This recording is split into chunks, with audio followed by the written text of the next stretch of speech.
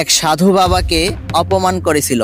পরবর্তীতে সেই সাধু বাবার অভিশাপে সে এক ভয়ঙ্কর রাক্ষসে পরিণত হয়। সবুজ বন, সরু নদী আর উঁচু পাহাড়ে ঘেরা পদ্মপুর নামে একটি গ্রাম ছিল। গ্রামটি দেখতে ছিল ছবির মতোই সুন্দর। গ্রামের মানুষ ছিল শান্ত, অতিথিপরায়ণ আর পরিশ্রমী। কিন্তু গ্রামের উত্তর দিকে ছিল এক কালো ভয়ঙ্কর পাহাড়।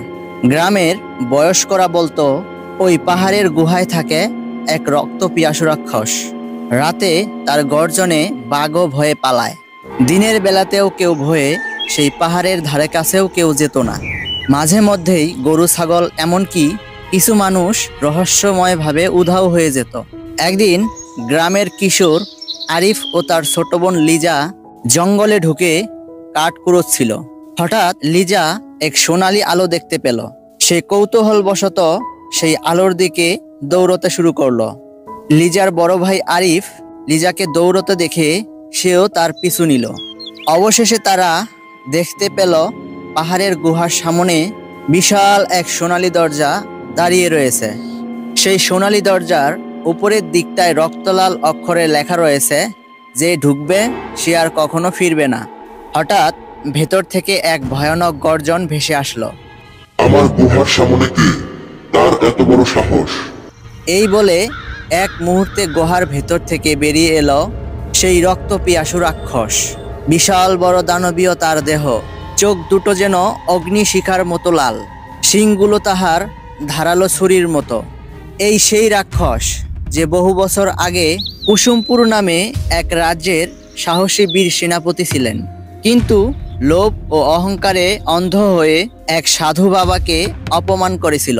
পরবর্তীতে সেই সাধু বাবার অভিশাপে সে এক ভয়ঙ্কর রাক্ষসে পরিণত হয়। অভিশাপ অনুযায়ী 1 শতাধিক শিশুর কান্নার ধ্বনি একত্রিত করতে পারলেই তবেই সে মুক্তি পাবে। ঠিক তখন থেকেই সেই রাক্ষস রাতের বেলায় সেই শিশুদেরকে ধরে নিয়ে আসে আর পাহাড়ের গোপন কারাগারে বন্দি করে রাখে। লিজাকে দেখে রাক্ষস অনেক খুশি হয়ে গেল। সে তার এক হাত দিয়ে লিজাকে ধরে গুহার ভিতরে দৌড়ে পালিয়ে গেল। লিজার বড় ভাই আরিফ এইসব দেখে ভয়ে চুপসে গেল। বোনকে বাঁচানোর জন্য আরিফ দৌড়ে চলে গেল তার গ্রামে। দ্রুত গ্রামে পৌঁছে আরিফ সবার কাছে সাহায্য চাইল, কিন্তু সবাই ভয়ে চুপ হয়ে গেল।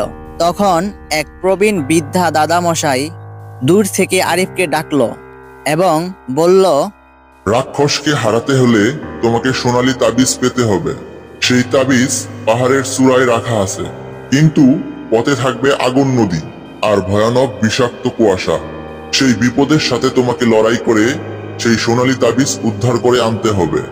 আরিফের কষ্ট দেখে তার সঙ্গে যাওয়ার জন্য রাজি হলো তার 2 বন্ধু রফিক আর তানিয়া।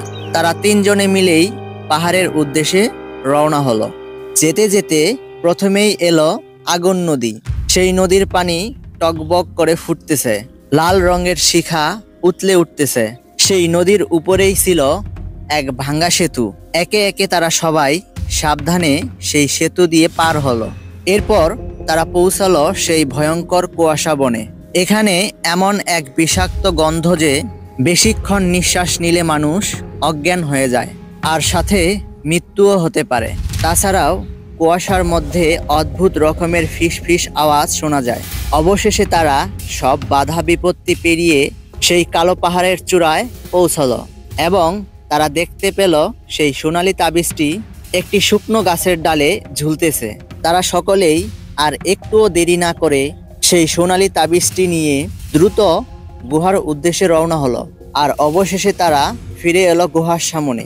রক্ত পিয়াসু সেই রাক্ষস ততক্ষণে গ্রামের আরো কয়েকজন শিশুকে ধরে ফেলেছে। আরিফ তাবিজটি তুলে ধরতেই সেই তাবিজ থেকে এক সোনালী আলো ছড়িয়ে পড়ল। রাক্ষস হঠাৎ যন্ত্রণায় কেঁপে উঠল আর ধীরে ধীরে তার ভয়ঙ্কর চেহারা মিলিয়ে গিয়ে মানুষ রূপে ফিরে আসলো এবং সেই মানব রাক্ষসটি বলল, তোমাদের সাহায্যের জন্যই আজ আমি মুক্ত হলাম।